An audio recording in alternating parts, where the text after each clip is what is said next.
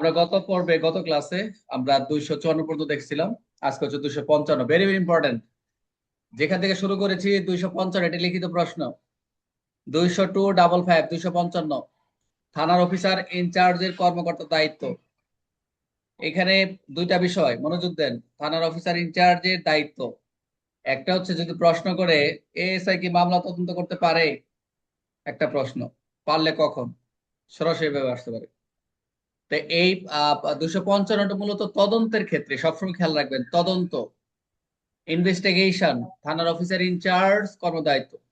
আর 205-এ আপনারা দেখবেন ওখানে স্টেশন অফিসারের দায়িত্ব কর্তব্যের কথা, দায়িত্ব কর্তব্য। দায়িত্ব কর্তব্যের ভিতরে অনেক দায়িত্ব কর্তব্য, পুলিশের অনেক দায়িত্ব কর্তব্য একজন ইনভেস্টিগেটর হিসেবে, বাট তদন্ত কিন্তু আলাদা জিনিস। তদন্তের ক্ষমতা, তদন্তটা ওটা আলাদা জিনিস। তো তদন্তের এখানে আমরা দুইটা বিষয় পাবো, মনোযোগ দেন। এই দুইটা পরীক্ষা আসে, সবসময় আসে। যে আপনারা খেয়াল করে দেখবেন যে প্রথম হচ্ছে তদন্তের সাধারণ দায়িত্ব, মানে একটা জেনারেলি রেসপন্সিবিলিটি এটা করবে। আর এটা হচ্ছে কে তদন্ত করবে। মূলত আমরা জানি এএসআই তদন্ত করতে পারে না, তাই তো। তদন্ত করতে পারে কি, একজন অবশ্য তদন্ত করতে পারে, একজন সাব ইন্সপেক্টর লাগে।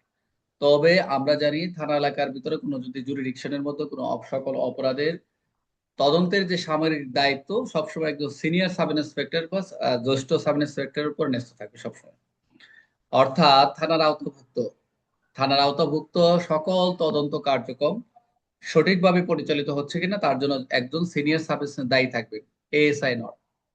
তাহলে যে প্রশ্ন করে এএসআই কি তদন্ত করতে পারে, পারে না। কিন্তু এএসআই তদন্ত করতে হলে একজন সাব ইন্সপেক্টর লাগবে।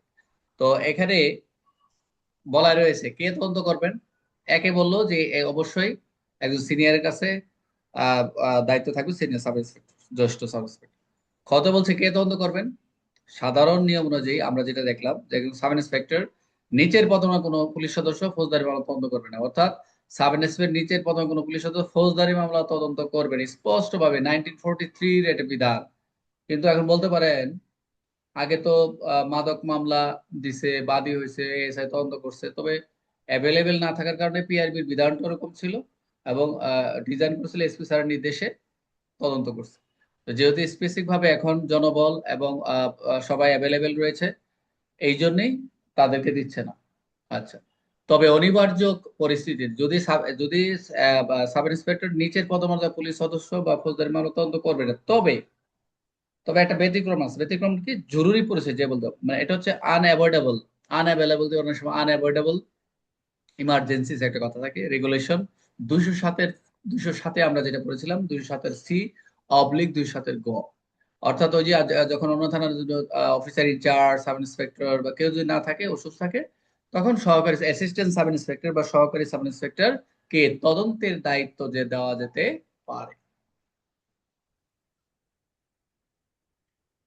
বুঝতে পারছেন সবাই? তাহলে আমরা কখন দিবে এটাও কিন্তু 255 খতে বলছে। আর স্পেসিফিক ভাবে আমরা কিন্তু 207-এর গত আমরা যেটা জানি, মনোযোগ দেন। আচ্ছা, তাহলে গুরুত্বপূর্ণ তথ্য এখানে কি দেখুন, তদন্তের একদম সাধারণ দায়িত্ব হচ্ছে সিনিয়র সাব ইন্সপেক্টরকে দেবে, আর সাধারণ তদন্ত করবে একজন সাব ইন্সপেক্টর। তো ব্যতিক্রম হচ্ছে যে অনিবার্য জরুরি পরিস্থিতি রেগুলেশন 207-এর গ অনুযায়ী অ্যাসিস্ট্যান্ট সাব ইন্সপেক্টর তদন্ত করতে পারে। তো এটার এখন বর্তমান ব্যবহার নাই। তবে এই বিধান যেহেতু এসপি স্যারের অনেক ক্ষমতা রয়েছে, আইজি স্যারের অনেক ক্ষমতা রয়েছে, তারা যদি মনে করে যে হ্যাঁ করবে করবে। 255 তাহলে আমরা কি দেখলাম, এখানে হচ্ছে তদন্তের দায়িত্ব, এইটুকু মনে রাখবেন। 255 হচ্ছে তদন্ত, এইটুকু মনে রাখলে চলবে।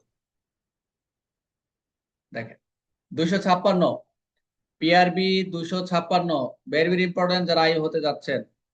সবসময় মনে রাখবেন আপনি যে তদন্তে যাওয়ার পূর্বে, আই রিপিট, অর্থাৎ তদন্ত যাওয়ার পূর্বে, ঘটনাস্থলে যাওয়ার পূর্বে সংশ্লিষ্ট রেজিস্টার, থানার যত রেজিস্টার রয়েছে, আপনার কোথাও একটা চুরি হয়েছে, কোথাও একটা ডাকাতি হয়েছে, কোথাও একটা আদার সেকশন মামলা হয়েছে, এখন যে বিটে যাচ্ছেন দেখবেন ওই বিটে আরো কোনো ইতিপূর্বে কোনো চুরি হয়েছে কিনা। তার মানে তদন্ত যাওয়ার পূর্বে সংশ্লিষ্ট যে থানা রেজিস্টার রয়েছে, বিসিএনবি রয়েছে, খতিয়ান রয়েছে, তারপর হচ্ছে ক্রাইম ম্যাপ বা ক্রাইম চার্ট যেটা বলি, তারপর অন্যান্য যে যে গুরুত্বপূর্ণ যে রেজিস্টার গুলো রয়েছে, সেগুলো কি করে দেখে নিবেন, একটু পরখ করে নিবেন যে এই বিটে দেখে যায়, এটার ফলাফল উপকারিতা অনেক রয়েছে। এটাই বলছে তদন্তে যাওয়ার পূর্বে সংশ্লিষ্ট রেজিস্টার দেখবেন। তাহলে আমরা কি দেখবো, যে কোনো অপরাধ তদন্তের কোনো অপরাধের সংবাদ বা রিপোর্ট অন অ্যান অফেন্সেস বা অফেন্স পাওয়া যায়, আমলযোগ্য কোনো অপরাধের সংবাদ পাওয়া যায় বা সংবাদ সংঘটিত হয়, সেখানে একজন তদন্তকারী কর্মকর্তা বা ইনভেস্টিগেটিং অফিসার তদন্ত শুরু করার পূর্বে তা তদন্ত সহায়ক হতে পারে এমন মানে যে বিষয় যেটা বললাম, যে বিষয়ে তার তদন্ত সহায়ক হতে পারে সেটা কানেক্টেড রেজিস্টার গুলো কি করবে, দেখবে। বিশেষভাবে তাকে, অবশ্যই যেটা বলছি, বিশেষভাবে তাকে দেখতে হবে।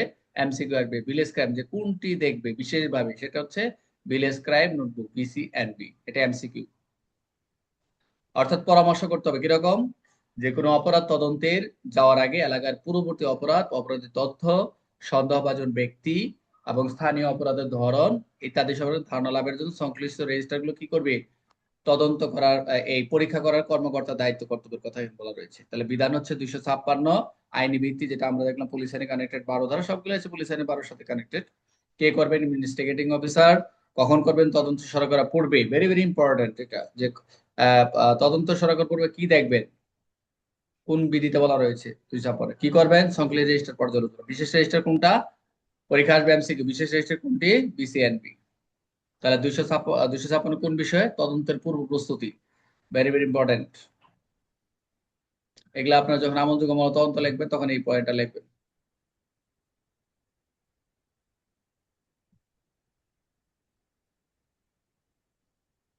257, এটা রিটার্নের প্রশ্ন, কার্যবিধি 157 সাথে। আমি যে আপনাদের যে এখানে যে পিআরবিটা পড়াচ্ছি, অন্যান্য ধারার সাথে যে কানেক্টেড, এই কানেক্টেড গুলো হয়ে যাচ্ছে। তাই তদন্ত থেকে বিরত থাকা, ফৌজদারি কার্যবিধি 157 বলছে আপনি কখন তদন্ত থেকে বিরত থাকবেন। আমরা জানি মূলত কোন একজন পুলিশ পুলিশ কর্মকর্তা বা তদন্তকারী অফিসার বা থানা অফিসার ইনচার্জ, যিনি যাকে দায়িত্ব দিচ্ছেন কোন একটা গণস্থল অভিযোগ নিয়ে বা মামলা তদন্ত থেকে কি বিরত থাকতে পারেন, অর্থাৎ অ্যাবস্টেনেশন ফ্রম ইনভেস্টিগেশন। এই অ্যাবস্টেনেশন ফ্রম ইনভেস্টিগেশন থেকে তদন্ত বিরত থাকবে কখন, যদি দেখে তদন্ত কোনো একটা অনুসন্ধান, আহ, কি বলে এটাকে, যে যে কোনো একটা জায়গায় গেছে, সেখানে যে চায় দেখে বিষয়কে বাদী অভিযোগ করছে কিন্তু বাদী কোনো চাচ্ছে না, বাদী চাচ্ছে না, যেটা জনস্বার্থের দরকার নাই, বাদী নিজে উল্লেখ বলতেছে এটা বাদ দেন বা এটা এটা করা দরকার নেই, যে অভিযোগ করছে এটা আমরা আপোষ হয়ে গেছি, বা বাদী চাচ্ছে না, এরকম অনীহা।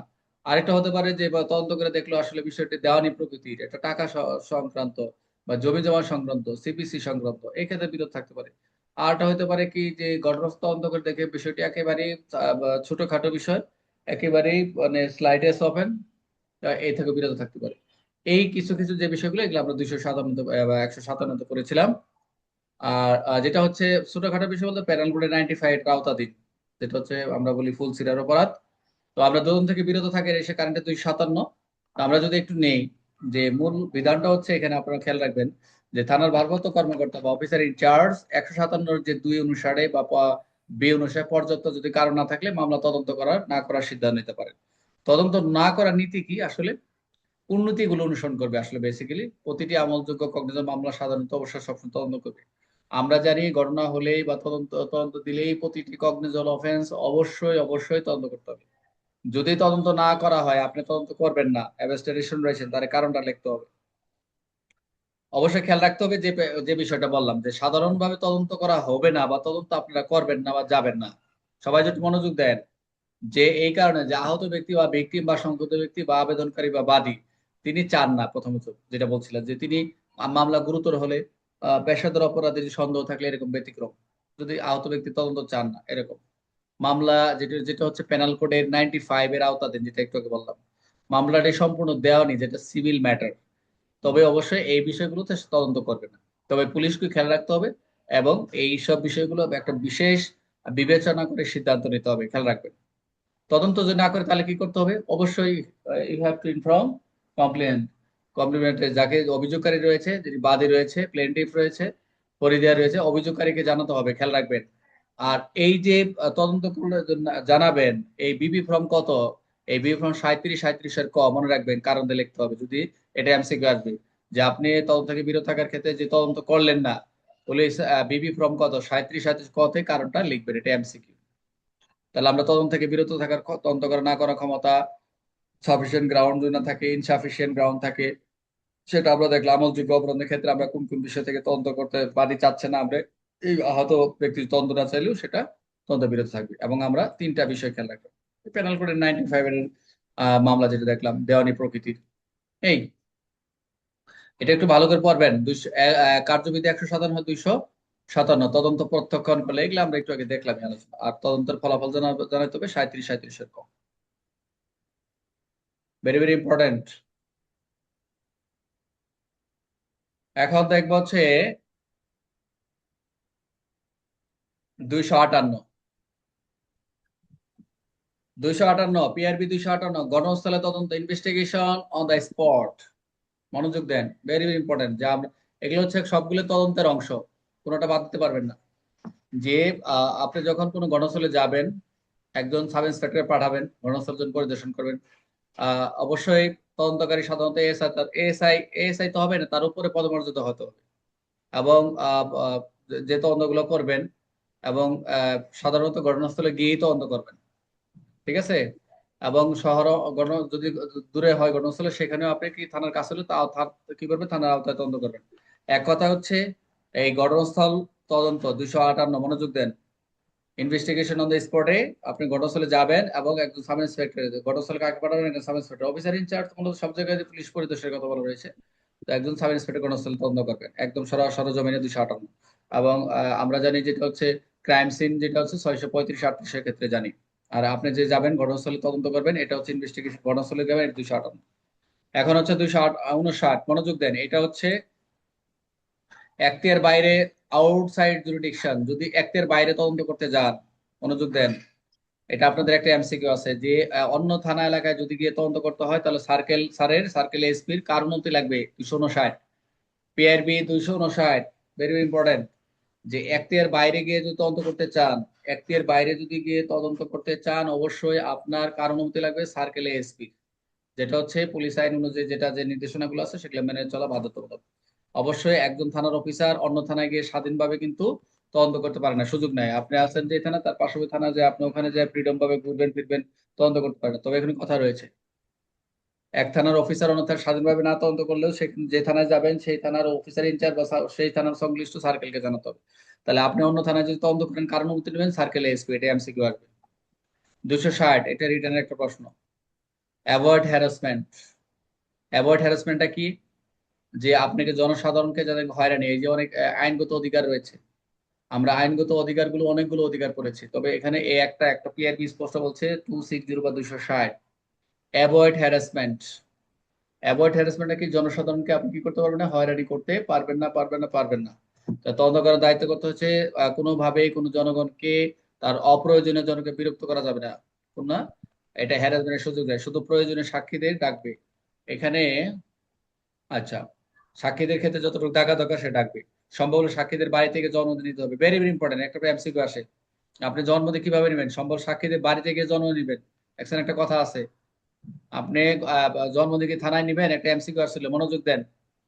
জনসাধারণকে হয়রানি করার ক্ষেত্রে যদি এরকম পুলিশ অফিসার হয়রানি করে, তারপরে তার বিরুদ্ধে কি ব্যবস্থা নেওয়া যেতে পারে? অনেক আইনি ব্যবস্থা রয়েছে। তবে সাক্ষীদের জন্মদিন কোথায় নেবেন? ঘটনাস্থলে নেবেন না সাক্ষীদের বাড়িতে গিয়ে নেবেন? যদি ঘটনাস্থলে থাকে তাহলে সম্ভব সেখানে নেওয়া সম্ভব। তবে সাক্ষীদের সবসময় আলাদা আলাদা জিজ্ঞাসা করতে হবে, একসাথে জিজ্ঞাসা করার কোনো প্রয়োজন নাই। এটা হচ্ছে আইওর একটা টেকনিক, যে একসাথে পাইছি, চা খাচ্ছি আর হচ্ছে গল্প করতেছি, নিচ্ছি না। ও যা বলছে তা না, আলাদা আলাদা নেবেন, একটু কম্পেয়ার করবে, ডিফারেন্স করবেন। তাহলে সময় সাক্ষীদের বাড়ি থেকে জন্ম নিতে হবে। থানায় পরীক্ষা আসতে পারে যে তদন্তকারী কর্মকর্তা সে থানায় বসে তদন্ত একদম সাক্ষীদের জন্ম নিলে তার আইনগত ভিত্তি কি? ভিত্তি নাই। তাহলে আমরা কি দেখলাম? মোটামুটি 257 দেখছি, তদন্ত না করার নীতিমালা। সরি, আমরা 255 থেকে দেখলাম যে তদন্তের কথা বলছে, তদন্ত কে করবেন, কে করতে পারবেন না। 256 বলছে যে থানা তদন্তের পূর্ব প্রস্তুতি গুলো কি কি, যে কোন সংশ্লিষ্ট রয়েছে সেগুলো দেখবেন। 257 আমরা দেখলাম যে তদন্ত না করার একটা নীতিমালা। 257 কি দেখলাম? একটা তদন্ত করার না করার একটা নীতিমালা রয়েছে, যে কোন কোন ক্ষেত্রে আপনি তদন্ত করবেন না। 258 ঘটনাস্থলে তদন্তের নিয়ম, অবশ্যই ঘটনাস্থলে গিয়ে তদন্ত করবেন। 259 অন্য থানা এলাকায় তদন্ত যদি যেতে চায় কারণ নতুন সার্কেল এসপি। 260 দেখলাম জনগণকে হয়রানি না করার নির্দেশনা প্রদান করা রয়েছে। আচ্ছা, এখন হচ্ছে তদন্তের সময়কাল, মনোযোগ দেন। 261, ভেরি ভেরি ইম্পর্টেন্ট, এটা এমসিকিউ হবে। তদন্তের সময়কাল ধারাবাহিকভাবে পিআরবি তে যেটা 261-তে বলছে, বলছে ডিউরেশন অফ ইনভেস্টিগেশন, তদন্তের সময়কাল কতদিন। মূলত বলছে ধারাবাহিকভাবেই কি তদন্ত সম্পন্ন করবে। যতটা সম্ভব একজন আয়ু বা তদন্তকারী কর্মকর্তা একটানা উইদাউট ব্রেক শেষ করবে, একটানা করবে, অপ্রয়োজনীয় বিরতি নিতে কাজ চালিয়ে যাবেন। তদন্তকারী কর্ম যতটুকু সম্ভব তদন্তকে একটানা উইদাউট ব্রেক শেষ করবেন, অপ্রয়োজনীয় বিরতি বা না দিয়ে কাজ চালিয়ে যাবেন। সীমানার বাইরে গিয়ে যদি তদন্ত করে তাহলে কি করবে, কোনো অবশ্যই কোনো সূত্র বা অনুসরণ করে সেখানে ঘটনাস্থলে যাবে। এবং তদন্ত কর্ম নিজে একটির বাইরে যেতে পারবেন, অবশ্যই পারবেন। আমরা যেটা দেখে আসলাম, সার্কেল অনুমতি নিয়ে যেতে পারবে, 258 দেখলাম। 259। আচ্ছা, তারপর কি, যে আপনি যে যাওয়ার আগে অবশ্যই আপনার অফিসে তদন্ত বা অফিসার ইনচার্জকে জানাতে হবে। আর সার্কেলের দায়িত্ব কি এই ক্ষেত্রে গিয়ে, সার্কেলের এই তদন্তের সময়কালে সার্কেলের কিছু দায়িত্ব, তদন্ত অবশ্যই এই ফৌজদারি কার্যবিধি কোড অফ ক্রিমিনাল প্রসিডিউর অনুযায়ী 173-এ যে বিধান রয়েছে সময় মতো শেষ নিশ্চিত করবে। 173 অনুযায়ী যে বিধান রয়েছে যে আপনি আপনি 6 মাস লাগাবেন সেরকম না, ধারাবাহিকভাবে হচ্ছে কিনা তা নজরদারি করবে। তবে এখানে বলছে একটা এমসিকিউ আছে, এই 261 একটা এমসিকিউ, যে সাধারণত কোন মামলার কতদিনের মধ্যে শেষ করা উচিত, জটিল মামলাও 15 দিনের মধ্যে শেষ করবে। ভেরি ভেরি ইম্পর্টেন্ট, এটা এমসিকিউ আসবে আপনাদের, যে তদন্তের সময়সীমা কতদিন পাইলাম আমরা, যে একটি জটিল মামলা ক্ষেত্রে 15 দিনের বেশি শেষ করা উচিত, 15 দিনের মধ্যেই শেষ করা উচিত, বিলম্ব করা যাবে না, কোনো সময় বিলম্ব করার সুযোগ নেই। একজন সার্কেল এর দায়িত্বে থাকে, এই জন্য বিলম্ব করলে আপনার বিরুদ্ধে কি হবে। আপনারা জানেন তো যে আহ, একজন সার্কেল স্যার থানার তদন্তকারী কর্মকর্তার বিরুদ্ধে প্রাথমিকভাবে কি ইস্যু করেন? কবি। মূলত ওবি আমরা স্পষ্ট বলি, ওবিটা আসলে সঠিক হলো আইওবি। মূলত হলো সঠিক হচ্ছে আইওবি। আই তো হচ্ছে ইনস্ট্রাকশন, ওতে অর্ডার বুক, সবাই লিখে লিখতে পারে আইওবি, কিন্তু আমরা বলি সংক্ষেপে ওবি, অর্ডার বুক। ওতে ওবি, আইটা বাদ দিয়ে দিই, ইনস্ট্রাকশন অর্ডার বুক, আই ও বি, এটা তো সঠিক। আমরা হচ্ছে ওবি বলি, অর্ডার বুক ইস্যু করেন, যেটা হচ্ছে অ্যাজ পার পি এর অনুসারে। আচ্ছা, দেরি করা যাবে না, এবং এসপি ইন্সপেক্টরের যে দায়িত্বগুলো রয়েছে সেগুলো হচ্ছে সুপারভাইজিং অফিসার হিসেবে সেগুলো দেখবে। এবং তদন্ত শেষে চাপ প্রয়োগ করতে হবে, চাপ যতটুকু দরকার মামলা মেরিট অনুযায়ী। এবং যদি সম্ভবত পুলিশ রিপোর্ট দাখিল করবে। আচ্ছা, এখানে আমরা যাই ম্যাজিস্ট্রেট নির্ধারিত সময়। এখানে তো মামলাগুলো, ফৌজদারি মামলাগুলো তো আমরা দেখলাম, জটিল মামলার ক্ষেত্রে 15 দিনের বেশি লাগবে না, বলেই দিল স্পেসিফিক বলে উইদাউট 15 days এর কথা হচ্ছে। তো যদি ম্যাজিস্ট্রেট নির্ধারিত সময় দেয়, অনেক সময় কোর্ট থেকে মামলাগুলো যেগুলো আসে একটা টাইম ফ্রেম দিয়ে দেয়, এত দিনের মধ্যে এতদিনের মধ্যে একটা দেওয়া থাকে। তবে নির্ধারিত যে সময়টা থাকবে সেই সময়ের মধ্যে তদন্ত শেষ করতে হবে, এবং নির্ধারিত তারিখের অনুযায়ী অগ্রগতি রিপোর্ট দিতে হবে, পুলিশ রিপোর্ট দিতে হবে। এবং কখন শেষ হবে তাও জানাতে হবে। এটা একই নিয়ম, সেটা আমরা যদি 155 এবং 200 অনুযায়ী তদন্ত প্রযোজ্য। একটা কথা বলছে এখানে, সবাই মনোযোগ দেন, যে আমরা যে আমলের অযোগ্য মামলা তদন্ত করি, ওখানে কিন্তু আপনি যখন তদন্তটা করবেন, কোর্ট থেকে যে অনুমতি নিয়ে আসে অর্ডার শিটে লেখা থাকে আগামী আগামী এত তারিখের মধ্যে তদন্ত রিপোর্ট জমা দেন। এটা তার মানে একটা টাইম দেয়, 15 দিন বা 1 মাস বা 15 দিন বা 30 দিন, এরকম একটা কিন্তু টাইম দেওয়া থাকে। তবে সেটাও 200, এই এই বিধানটাও প্রযোজ্য হবে। তাহলে মোটামুটি আমরা এখানে তদন্তের সময়কাল, ডিউরেশন অফ ইনভেস্টিগেশন দেখলাম কত, সময়কাল দেখলাম কত, 15 দিনের মধ্যে, সাধারণ জটিল মামলার ক্ষেত্রে 15 দিনের মধ্যে শেষ করো। পুলিশ নির্যাতনের অভিযোগ, কমপ্লেন্ট অফ ইল ট্রিটমেন্ট, 262 অনেক ক্ষেত্রে হতে পারে। এগুলো তো এখন সংশোধিত হয়েছে, আপনারা জানেন, যেটা ফৌজদারি কার্যবিধির সাথে কানেক্টেড। তবে পুলিশি নির্যাতনের অভিযোগ যদি পাওয়া যায়, যদি পুলিশের বিরুদ্ধে এরকম অভিযোগ আনতে পারে যে আমাকে মারধর করছে বা এরকম করছে, শরীরে আঘাত চিহ্ন আছে, চিহ্ন, তাহলে এরকম যদি না করে, পুলিশ নির্যাতনের যে একটা অভিযোগ আসতে পারে, সেই জন্য আমরা সর্বোচ্চ সতর্ক থাকবো আমাদের জিডি গুলোতে। এবং সাক্ষীদের শরীরগুলো পরীক্ষা করতে হবে, সিসি ফুটেজ থাকবে, অথবা ভিডিও করে রাখবো, তার সঙ্গে যদি জনসাধারণকে দিতে হয়। যা এই এই এইগুলো যেহেতু এখন সংশোধিত হয়েছে, এগুলো আমরা একটু দেখবো। তাহলে পুলিশ নির্যাতনের অভিযোগটা কি আসতে পারে? প্রাথমিকভাবে আমরা দেখবো জিজ্ঞাসাবাদ করার যে বাধ্যকতা, যে গ্রেপ্তারের সাথে সাথে তদন্ত কর্মকর্তা জিজ্ঞেস করবেন যে পুলিশের দ্বারা কোনো নির্যাতন অভিযোগ আছে কিনা, এবং যদি থাকে সেটাকে এই ডায়েরিতে নোট করবে। এই যে মেডিকেল ফিজিক্যাল যে চেকটা আমরা যেটা করি, যে অভিযুক্ত শরীরে পরীক্ষা করবে, তার সম্মানিত পরীক্ষা এবং আঘাতের চিহ্ন আছে কিনা দেখতে হবে, কারণ ব্যাখ্যা করতে হবে। যেমন গ্রেপ্তারের সময় প্রতিরোধ, এখন গ্রেপ্তার করতে গিয়ে প্রতিরোধ করতে কিন্তু অনেক সময় দস্তাবেজ হয়, মারামারি হয়, অনেক সময় অনেক ঝামেলা হয়, এগুলো খেয়াল রাখতে হবে, খুবই সেন্সিটিভ। এবং যদি সে পরীক্ষা করতে অস্বীকার করে, তাহলে বিষয়টা সিডিতে বা জিডিতে অবশ্যই কেস ডায়েরিতে লিখতে হবে। পরীক্ষা করতে অস্বীকার করলে কেস ডায়েরিতে লিখতে হবে। অভিযোগ সত্য হলে, যে করণীয় কি, ঘটনাটা সত্য, তাহলে অভিযোগ তো সত্য হলে ম্যাজিস্ট্রেটের কাছে পাঠাইতে হবে।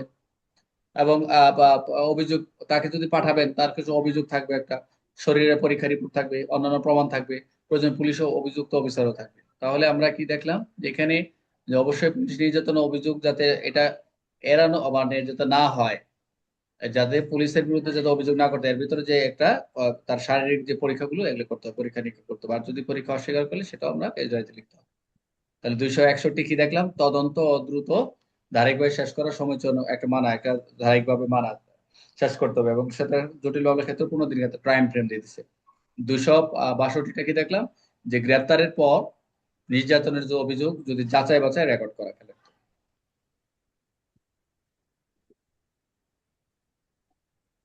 আচ্ছা, 263 আমরা এই ক্লাসগুলো করেছিলাম ওই পরে অনেক আগে, কিন্তু আমরা এখন একটু বিস্তারিত দেখবো।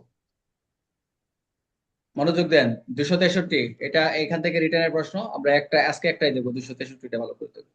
এখানে মোটামুটি আরো একটু নেওয়ানোর কথা ছিল, ওদিকে আছে কিনা একটু সাথে, একটু শর্ট করে নিয়ে আসছি, সমস্যা নেই। আচ্ছা, এটা একটু 263 একটু বিস্তারিত যাব। এটা একটা প্রশ্ন আছে, কেস ডায়েরি কি, কেস ডায়েরি বা লেখা বাধ্যতামূলক কিনা, কেস ডায়েরির আইনগত মূল্য কি, তারপর হচ্ছে কেস ডায়েরির প্রকৃতি কি, কেস আইনি মর্যাদা, এই ধরনের অনেকগুলো আছে। এটা একটু বিস্তারিত দেখতে হবে, এখানে অল্প আছে, আর মেন বইতে নিয়ে আসতে হবে। এটা এই পদ্ধতি থাক। আমরা একজন বলেন, এই নাজমুল বলো তো, আমরা 256 থেকে 262 পর্যন্ত বলো।